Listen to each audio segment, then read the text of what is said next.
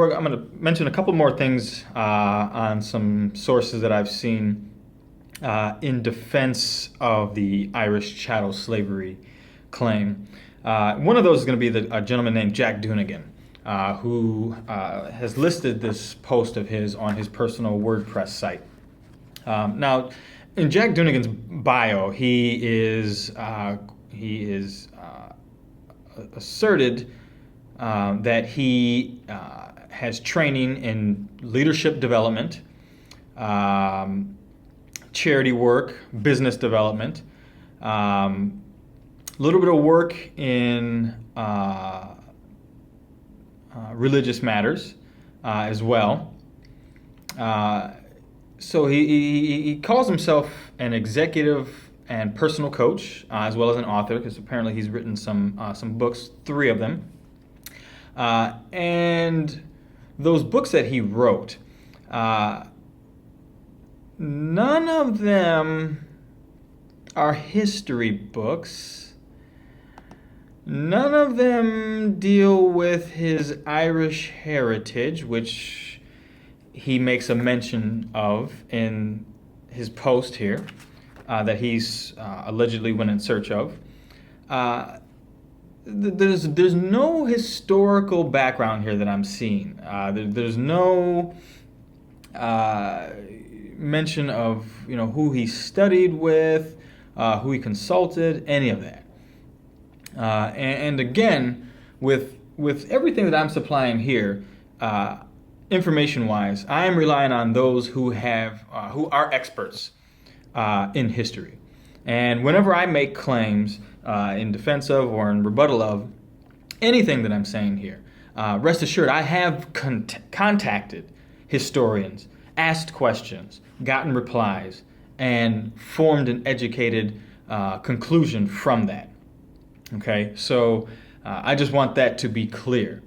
Now, in the beginning here of his post, Mr. Doonigan is talking about the population from 1845 to 1852 in Ireland, how it fell about 20 to 25% as a result of the mass migrations to the U.S. Now, what I find most disturbing about this is that he actually makes reference to sales of Irish slaves. Now, I don't know where the hell he's getting this information, because Mr. Doonigan was kind enough not to mention any sources in his post, nor did he leave any links behind that we could consult in regards to this.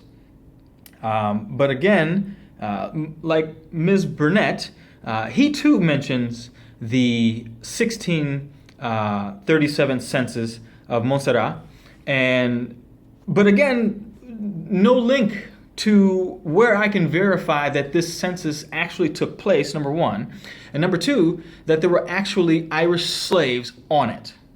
Again, I'm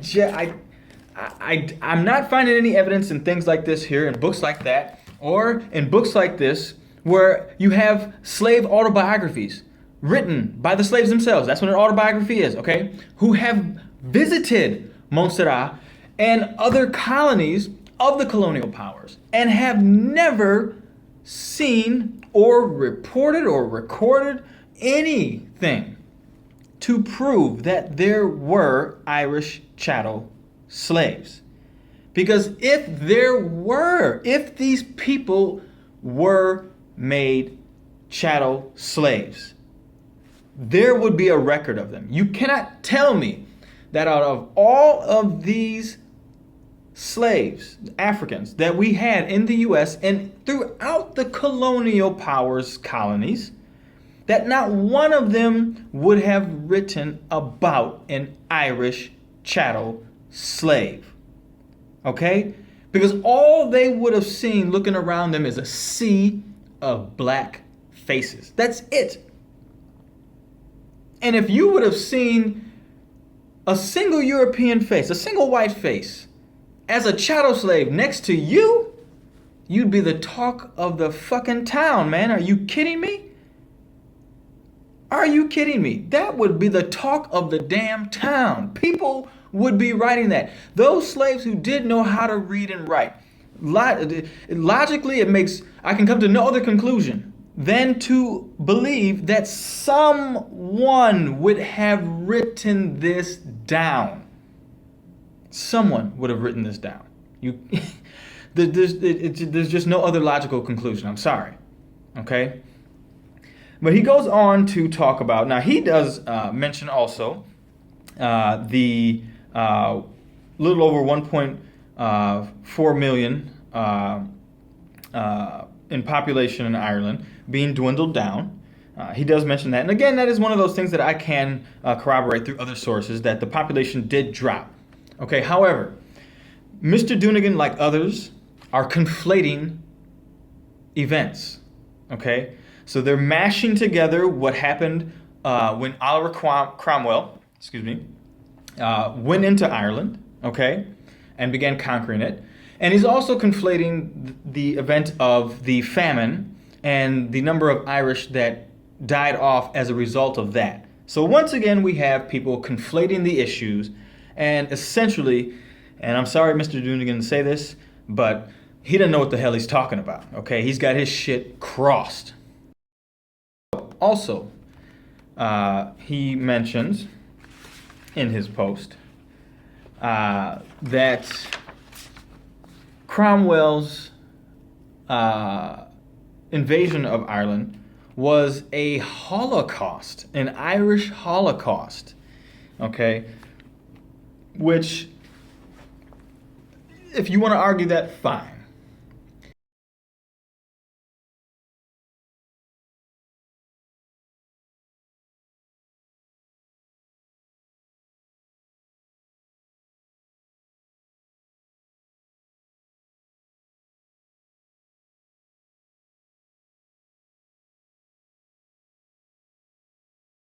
Okay, so Mr. Donegan also claims that by the time Oliver Cromwell reached Ireland, which he says, I believe, is in around 1652, he is claiming that around 100,000 Irish men and women and children had already been sold to the American colonies.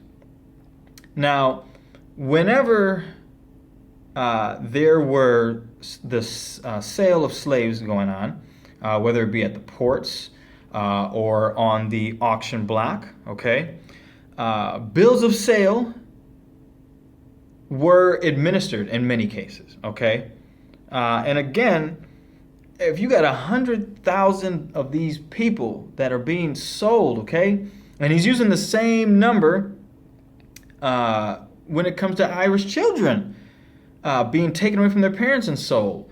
So I just really find that shit fishy, that before Cromwell gets to Ireland to conquer it, you have 100,000 or according to Mr. Donegan, at least 100,000 men and women and children sold to the American colonies before Cromwell got there.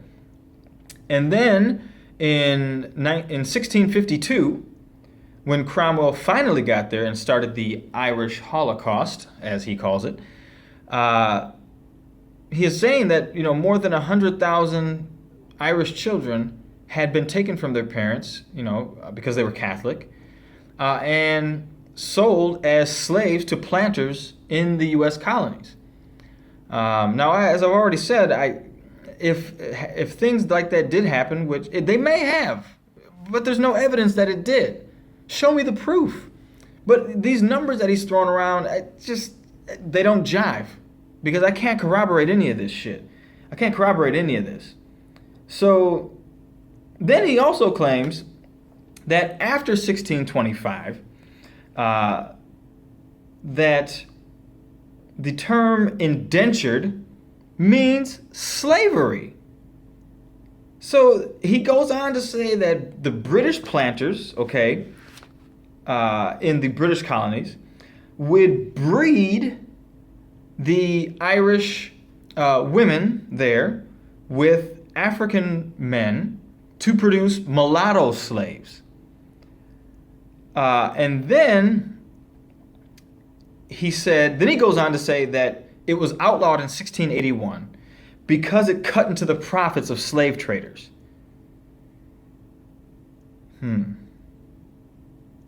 Okay. Well, I'm going to prove that is total bullshit in a minute here.